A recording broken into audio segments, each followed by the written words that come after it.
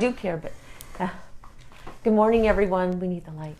Good morning, everyone. This is Deborah Rose. I am with Realty One Group in Payson, Arizona, and I want to take this opportunity to welcome you to the talk show. And behind the camera is the illustrious Cameron Davis with Razor Thin Media. There he is. And our special guest today is Farrell Hoosava. So if you'll take a moment, please like and share this show. We'll be live for 30 minutes. And if you have any questions for Farrell, we're going to take those a little bit later in the show. So I just wanted to start out by saying, welcome, Farrell. Thank you. I appreciate the invite. It's very nice to have you. You're one of my favorite people in Payson. Did you know that? Other than Cameron.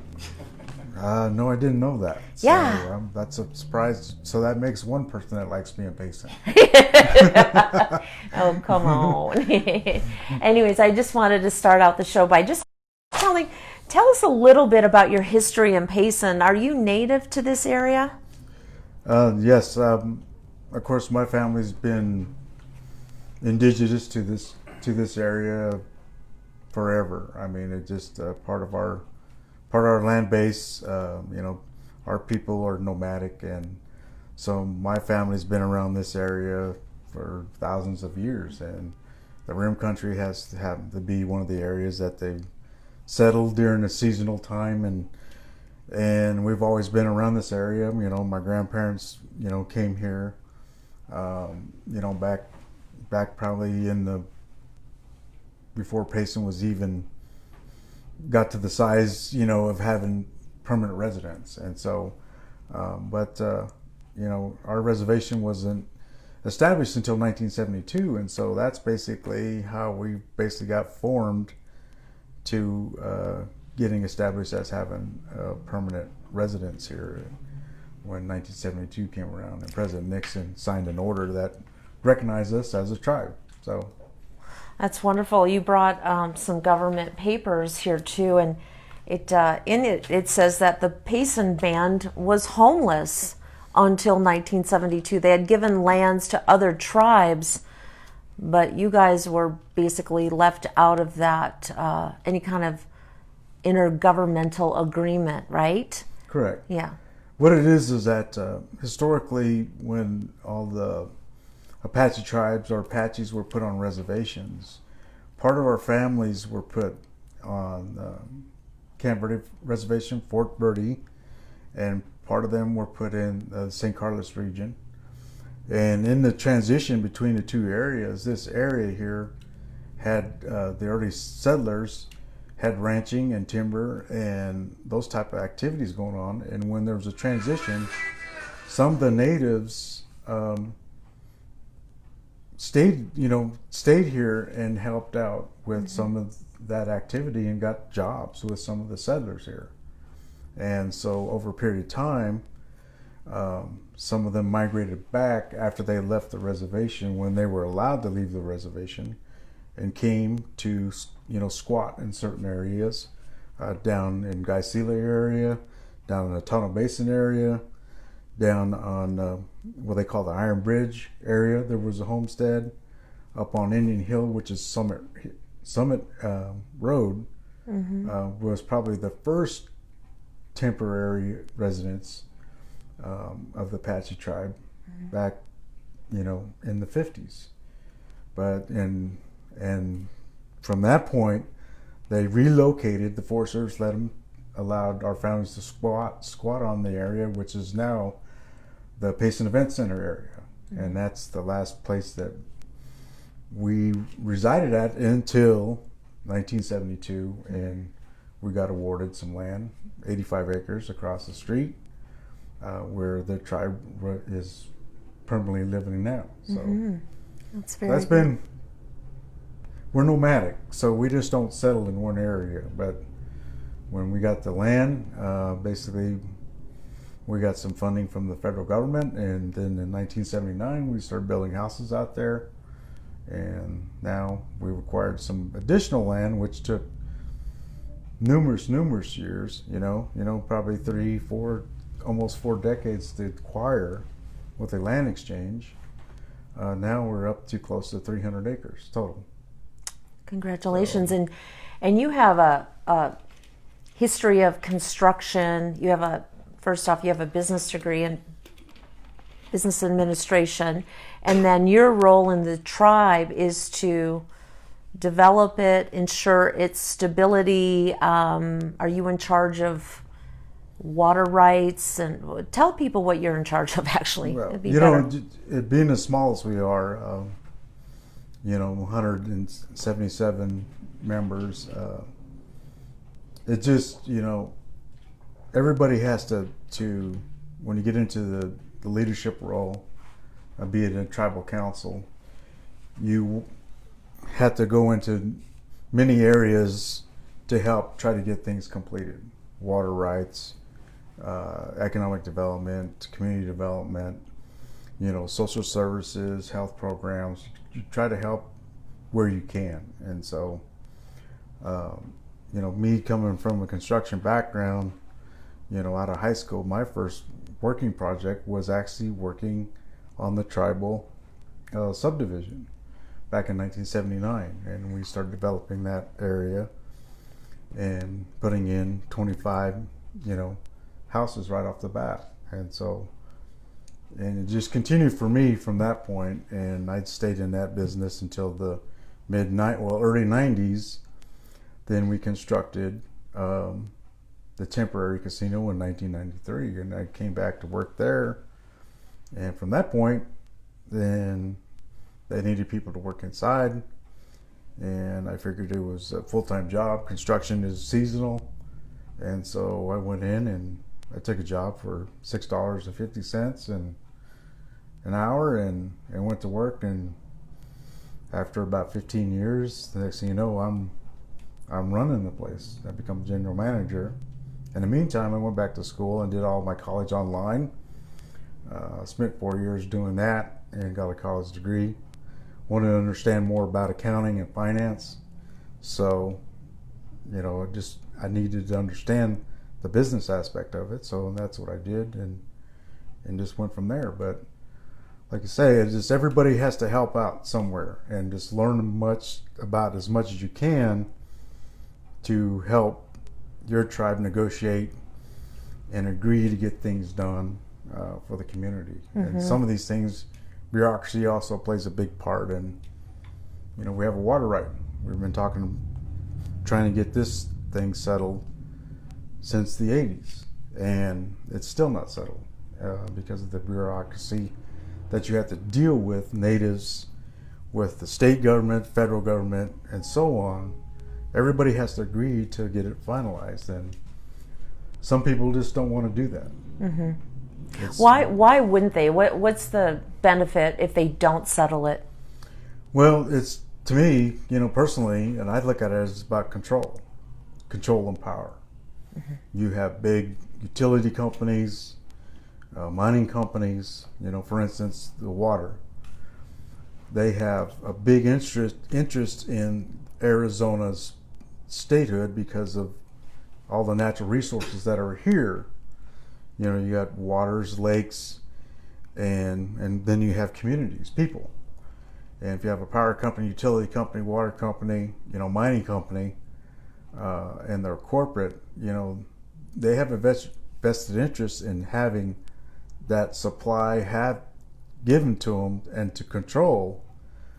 But they feel like the natives, this is something that really from the beginning, when we put on reservations, they basically are saying that, well, you weren't given a portion of this water or that water, but in reality, it was indigenous to us. It was just part of what we used on a day-to-day basis. All of our encampments and camps were by rivers, mm-hmm. and streams, creeks, and lakes, and natural lakes, and so that's just part of how we survived. But so we're just trying to get a portion of that back, of part of what we feel naturally belongs to us, in some right. We don't want more than we need. We just want to take care of our own, and so we're trying to get a portion of that, basically entitled to us, so that way we can survive. And so, but other people don't see that, and outside people don't see that, have never dealt with natives don't want to give up that right. So I'm just curious because, Payson is kind of known as the golden child in the state with water. We've tripled our water supply thanks to the C.C. Cregan or Blue Ridge Reservoir water agreement with the federal government. Are you part of that water right? Part of our, and how it will work for us, the C.C. Cregan, and that was fought, they've been negotiating on that for a very long time as well. Part of our agreement will come what they call the Little Colorado, or the Colorado River adjudication. So the Colorado River, which brings water down to, majority of Arizonans, our portion of our right would come out of that river, which it's not a couple miles from here, it's a few hundred miles from here. So what we do is allocate a source like the Blue Ridge Reservoir to meet our needs from the Colorado River. So we would get a portion of that. So for us to get a portion out of that agreement, we had to get all the parties involved that were part of that, that compromise to bring so much down off of that reserve, the reservoir, that we would get a portion out of it. We would help, and everybody agrees that they build big enough pipe that will bring our supplies, that we would pay for our portion, and which was only fair. And so every player that's involved in that agreement, and there's a handful of these people, all they have to do is say, yes, we agree with what, this is going to work for you, this will give you your supply, this will help you maintain your community, for its existence till, forever. Yeah. So, but getting all those people to agree that we're going to get this certain amount is the difficult part. Yeah. And that's where bureaucracy gets involved in it. It's tragic. 40 years of fighting for water rights seems absurd to me. Lobbyists getting in the way. This is one of my pet peeves, that government is so bloated and so sluggish that they can't get very much done. There's certain exceptions to that rule. There's certain people that do fantastic jobs, but overall, it's the political entity that just keeps throwing up roadblocks for you. Correct. Are you frustrated with that? It gets frustrating to where at the point that, once you get one party to agree, let's say Payson, finally there's been a change in leadership, and I'll be honest about this, leadership that have made changes to some personnel that allowed us to get an agreement through with our community here in Payson. There's been roadblocks, and to be honest, people have put roadblocks in a way in this community and try to take care of things outside of what was necessary to get our portion done here. So those people no longer involved. They're out of the government now? Right. Okay. And so the people that are currently in the government are for us getting this done, and which is very good, and I appreciate that. Me personally, I appreciate that. Now it's at the state level, and the state people, one of the directors is in the way now, and trying to use other factors of our existence to get in the way and putting us at, arm's length, and trying to attach something else outside of water agreement to saying that if we do this and we sign this, we're not allowed to do this. And it ties into even the gaming, Indian gaming, and water and Indian gaming have two different subjects, but yet they're trying to throw Indian gaming into a water agreement. Oh, that's baloney. I'm all about transparency and accountability. Do you want to put that person's name out there so the rest of us know who this person is, or do you want to keep it quiet? And I just, for now, I think that's, for us is we'll deal with it as we go. I would, but for us, I think it's just to make things, to try to get this resolved. Yeah. You know, well, in other words, I really would, but I just, for protections, portions of it, we're just going to try to get it resolved, and that's all we can ask for. Well, 40 years is a long time to try to get something resolved, and sometimes when you put people out there that are supposed to be held accountable and is supposed to be the leaders and supposed to be doing the right thing, it helps if you kind of pull the cloak off of them so we know who they are, right? I mean, the general public, I think, is getting really, really tired of the ways that government's been running things. And, you said something really important, I think, when you started this, and that is it's almost like a power grab. It's all about the control, right? Mm-hmm. Where are the profits being made? And they forget that they are public servants, and they're here to help us. So what, if anything, can the Payson political environment or the good people of Payson do to support you in your cause? Write letters, make phone calls, anything we can do to help you? For the most part, like I say, there's been some changes in the leadership positions at certain departments here in Payson, and with those changes, it's been very proactive with the town helping us get this done. And so we do have that support that took us many years to get, is finally here. Mm-hmm. And so that's something that we can appreciate.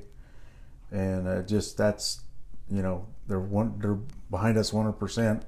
They want us to get this done. They've been sitting at the table with us and negotiating all this. And that's the way it should have been from a very long time ago. Absolutely. But other people wanted to take care of their needs first before they looked at taking care of our needs. Absolutely. Unfortunately, selfishness and power are the name of the game. And in the political arena, it's a very hostile. I think on the tribe, you're no stranger to politics, but you've done it through the tribe, which I would hope would be a little bit more collaborative, because you're a small tribe and you really depend on one another, and everyone has to really work together to accomplish the goals for the greater need of the people. Can you speak to that a little bit and your feelings on that? Like I say, it's getting things in place that will continue on as we grow. It's just trying to establish ourselves as a community, and we need to stick together and try to do things that are not normally we're accustomed to. We got to get out of the norm. We got to take a little bit of risk. We got to go walk out there and test the water to see how deep it is, and not be afraid to do that. And sometimes we've had people that are a little more reserved and are sometimes afraid to do that. And so, but it's just all about growing, understanding what we need to do, and just continue on and take that chance. I mean, I think that's the only way we're going to survive. Indian gaming has been good to us, for the most part, but it's changing. It's changing. The whole society is changing. I think Payson understands that. Growing up here, going to school here, this was a blue collar town. Mm-hmm. Everybody worked. It was blue collar. You got your hands dirty. And over the last few decades, it's not that anymore. It's a retirement community. It's fast foods and real estate offices. So is that a direct ding to me? Well, I'm sitting in real estate office now. But I'm a small business owner. I'll do anything. I'll work with you. I'll do affordable housing. I'll do whatever you want. I'll leave my vocation in a heartbeat. But that's where the risk has to be taken by people that within this community need to look at. I agree. Like I say, it's unfortunate, working, we have an entertainment business. Entertainment is this customer service business, and you can't pay people premium, salaries, and because, it's a customer service entity, people work for tips on some part of it. but yet they cannot live in the community because of the housing crisis. You hit the nail on the head. That's It's my difficult. big concern. Affordable housing. What can we do? Well, I'd have to be sensitive if I told you what we could do, but I mean, so I think it takes. It's about the government and what the government wants to control and what they need to function as a whole. They're going to have to let some of those, and it's the regulatory side of it, some of those fees probably need to be restructured or to be able to have the availability to be able to build something. There has to be alternatives. There's different methods of building materials, things that you could put up that still will house people, and so that has to be thought about and looked at and viewed. I mean, I think it could happen as long as you have people that are open-minded to say, hey, let's try this, and I went down to Mesa on Tuesday to look at this new wall system that they've come up with. It's styrofoam walls for multiple housing units, and it's something I'm willing to try out on our residents here. Yeah. So I mean, you got to be open to that stuff. Yeah, you got to be really creative. You got to get the building costs way down because they're outrageous right now. I mean, to build a home for $200 to $300 a square foot seems to be the norm, and it's just ridiculous. I mean, we have shot ourselves in the foot with this because now the working class have no place to go, and there's no. Where are they going to go? In the middle of the national forest? I mean, we've got to work collaboratively together to get the deal done. There's all kinds of creative solutions, 3D printers, styrofoam walls. I have an idea. I mean, I'm running for town council, but I have some really creative ideas that will work. But you're absolutely right. We've got to get things loosened up, changed up a little bit, make it more hospitable so that we can do some really innovative things. And I think you're on the same path because your casino has how many employees? Well, I know with COVID that's been greatly reduced, but under normal circumstances, how many people does the casino employ? Well, basically before everything happened, the tribe has employed close to 400 people from the outside. I mean, so majority of our workforce, 85 to 95% of our workforce is outside of our community. We just can't fill all the jobs that we need to take care of stuff. And so, and it's, being in the gaming business from 93, then it's spent 20 years there. Frontline workers, at one point it was okay, the housing market was okay, but now that has totally changed, and everybody that has left, one of the main reasons is they couldn't afford to live in Payson anymore.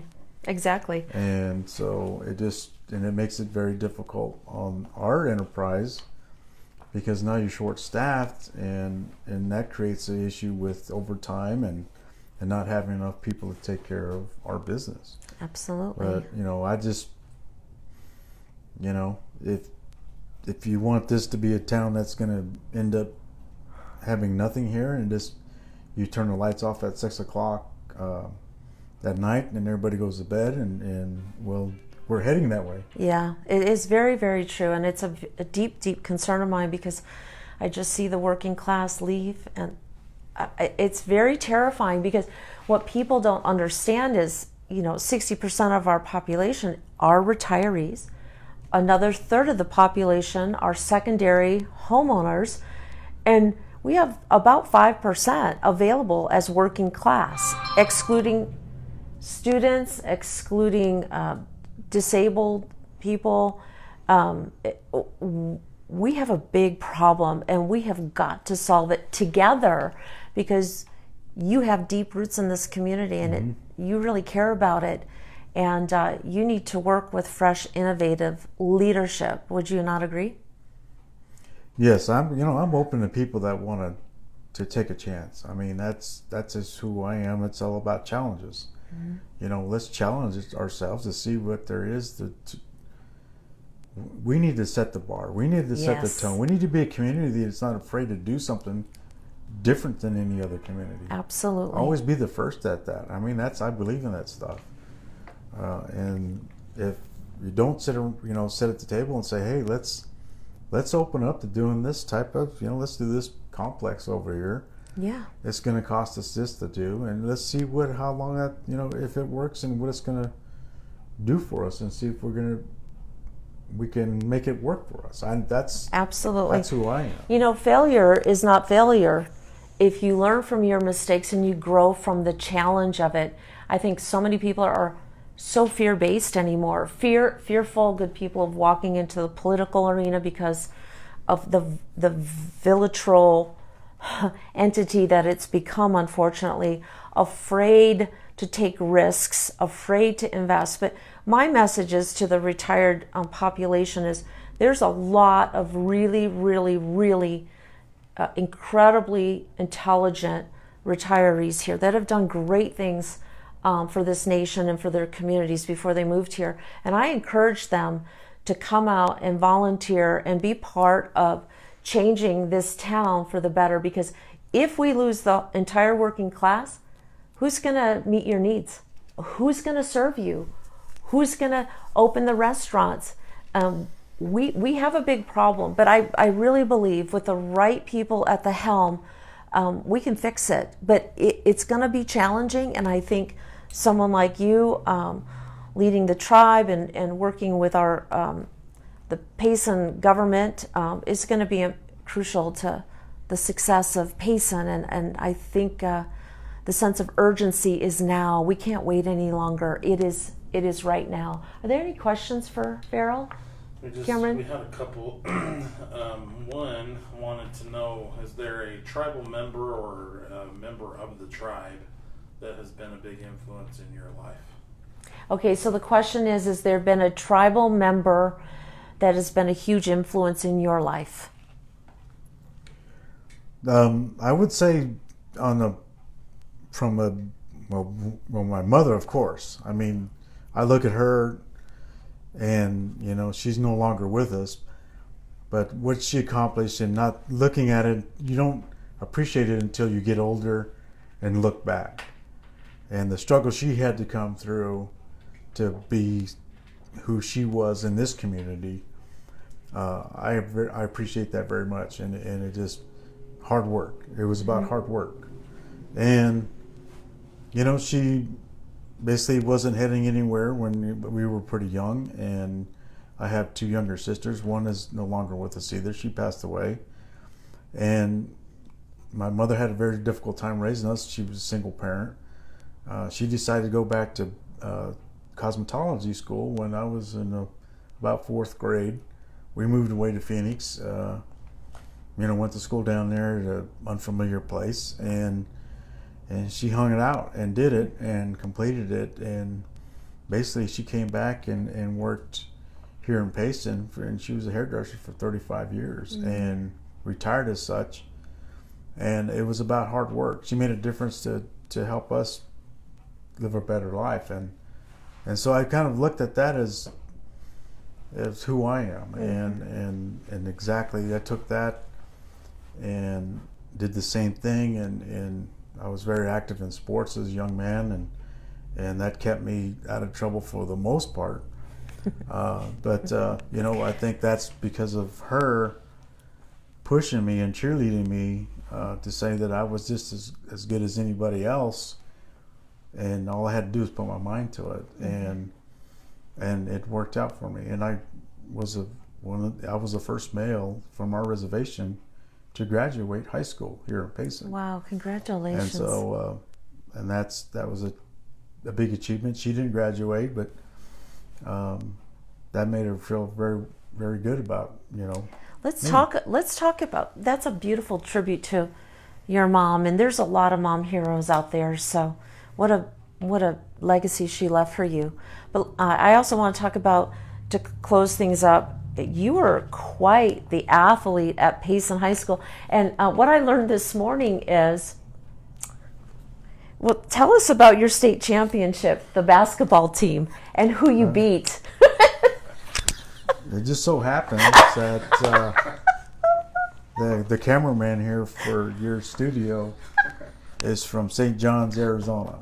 And St. John's, Arizona, back in the day, back 60s and 70s, probably part of the 80s, was the dominant basketball team in the state of Arizona for small rural schools. I mean, they were the team to beat. That's St. John's. Back in 1970, 78, 79, and when I played, we played against St. John's, and of course they were always a challenge, but we had a very good team. I mean, we were, we won the first state championship for Payson High School for any sports, 1979, and the first basketball, and to this day we're still the only basketball team to win it. But in that year, we had the opportunity to go and beat St. John's 3 times in 1 year. Ouch! And that, nobody has ever done anything like that. Wow. And we beat them in their own gym, and nobody's ever done that either. So I just have to remind Cameron that part of history is, I just want to share that with him. Well, I think you earned his respect. That's why he moved to Payson, because he was like, wherever that Farrell guy is, I want to be. And so you played football, you played basketball. You're an outstanding athlete. And Cameron wouldn't do this, but I have 30 seconds left. Cameron, they had a great basketball coach up there too. So your win is even more impressive when you realize that the coach up there was Farrell Heap, who is now in the High School Hall of Fame as a coach. Very hard to beat St. John's because of him. And so Cameron was also a great basketball player. He didn't get to play against you. You played against his brothers, I think. But I wanted to put a plug out there that Cameron Davis has applied for the job of the coach for our Payson High School basketball team. And all I got to say is, if you've ever grown up with phenomenal coaches in your life, you're usually the best student. So I vote for Cameron Davis for basketball, high school basketball coach for Payson High School. What do you think? Thumbs up? Thumbs down? Thumbs up, but don't hold it against him. He's from St. John's, Arizona. So good luck, Cameron. Good luck, Cameron. Anyways. Anyways, this has just been a fantastic time with you, Farrell. Thank you for everything that your tribe has had to endure. I'm sorry that you're still fighting for water. I hope this video makes it into the frontal perspective of maybe even our president or someone in Washington, D.C. who cares about the Native American culture and helps speed things along. Hint, hint. So just wanted to say thank you for joining us today, the talk show, Deborah Rose. It was really nice having you. It was phenomenal having you, Farrell. Appreciate it. And, thank you for the invite. And for those of you that don't know, I'm also running for town council. I have a website called deborahforpayson.com. Please go check it out. Love to have your vote and your support. Next month, the interview will be with me, and we have... it's going to be really interesting. So if you want to learn more about my political campaign, join me June 26th. I will be in the hot seat, and someone will be interviewing me, and it won't be Cameron. It'll be someone really special. So you have to join us to find out who that is. So thank you for joining us. Great to see you. We'll talk again soon.